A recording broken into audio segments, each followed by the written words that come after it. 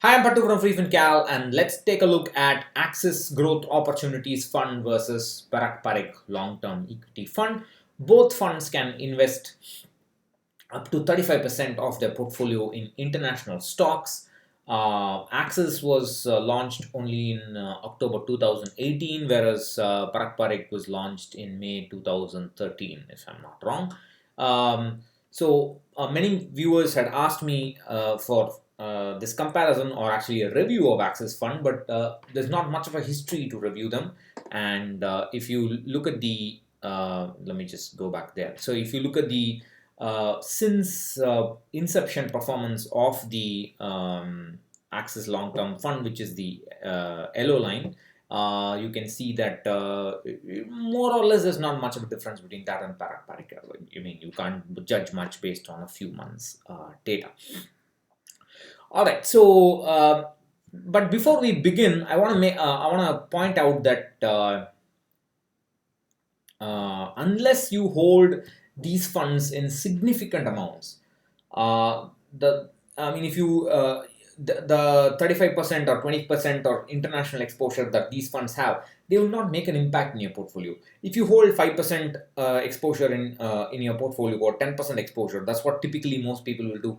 They will not help. You should have significant exposures, more than 30% or 40% exposure to these funds. Then only their international exposure will have any kind of meaningful impact in your portfolio. So please keep that in mind. Don't buy this unless there is a need for it. And people are always saying, I want to diversify my portfolio with the international stocks. What they mean is US stocks. That is, they are looking at the last couple of years' returns and judging and assuming that buying these stocks will get more returns. First of all, you should have enough of this in your portfolio. Second of all, if there is a crash, it will crash huge, and then it will hurt your fund in your portfolio, and both these funds will get impacted in a big way if the global markets collapse or for whatever reason.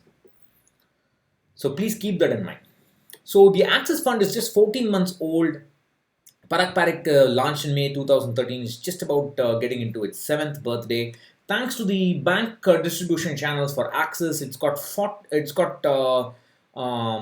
already got about 1,000 crores AUM. So that's like 40% of PPFA's AUM of about 2,585 crores. So we can't look too much into the returns, risk, and so on in this very short period. So what we will look at is the portfolio, how they invest, where they invest, and so on. So that's the since inception NAV, and let's take the. I want to consider the biggest risk. The biggest risk associated with investing in Parag Parikh is the fund manager risk, because too much depends on the fund manager Rajiv Thakur, and if he quits or moves over to something else or starts his own PMS, then what will happen to the fund is a big question that you have to consider. Please recognize when Parag Parikh died in a road accident in the US, Rajiv Thakur was driving that car, and there was a possibility that he could be jailed, and that was a problem. So that kind of risk is always there for any fund, and there's too much of emphasis on his abilities. Even though the late Parag Parikh had said in a meeting I had attended that Rajiv Thakur, we call him as the little Warren Buffett or junior Warren Buffett or something like that. So there's little too much emphasis on his own skills, and that's always a danger when it comes to active fund management. And when it comes to the Axis Fund, there's not much of history, and please recognize Axis will ask its banking channels to push the fund, and the AUM will suddenly increase, especially if the market suddenly zooms up. You can expect the fund AUM to swell, so that's a big risk with respect to this fund. That is the main reason why I would not prefer this fund and choose PPFAs, because there's not much of history and the banking channels can swell up the AUM. So if you look at the market cap allocation of the Parag Parikh fund, look at the bonds, the cash, the derivatives, or the arbitrage component. That's been huge, almost 30% since July 2017. The large cap is the blue. It has got a very small segment, about 15, 10, 5, 10%, 15 to 5% in small caps. And the mid caps are also more or less equal to the small cap exposure in the Parag Parikh fund. And the Axis Fund has a mandate to generally not have too much of small cap. It can invest in small caps, but it will tend to avoid it. And notice that when the small cap started falling, it had a very little amount of small cap here, but when the small cap started falling, it shifted to mid caps. And this is the cash and the arbitrage kind of component. It has got much more mid cap exposure as of now than the Parag Parikh fund, and lesser large cap exposure. And coming to the international exposure, the red dots represent the international exposure. So initially you can see it was somewhere between 5%, 15%, then it moved to 20%, then it kept moving, increasing higher and higher and higher, went to a maximum of 26, 27%, and then it moved down to 20%. It's hovering around 20% for Parag Parikh. Whereas the Axis Fund, it doesn't have much of a history. They just started deploying, and then it went suddenly shot up to 26, 27%, and then it fell down to 15%.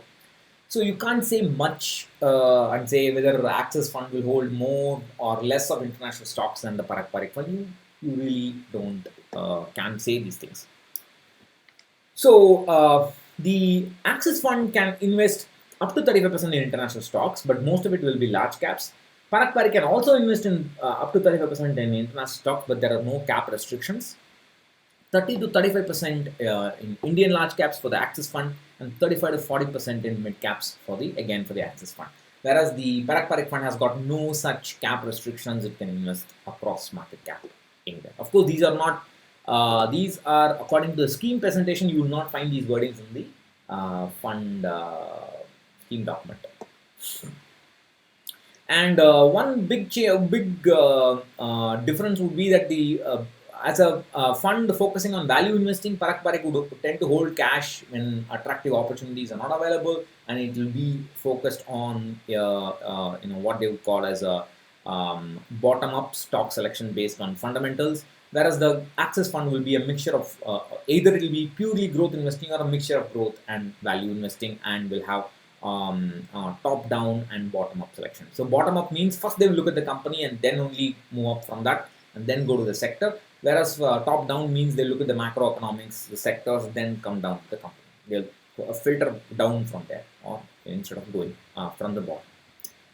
So those are the fundamental differences. So like I said, as of now, there's not much you can say about whether Axis growth opportunities is a replacement or not.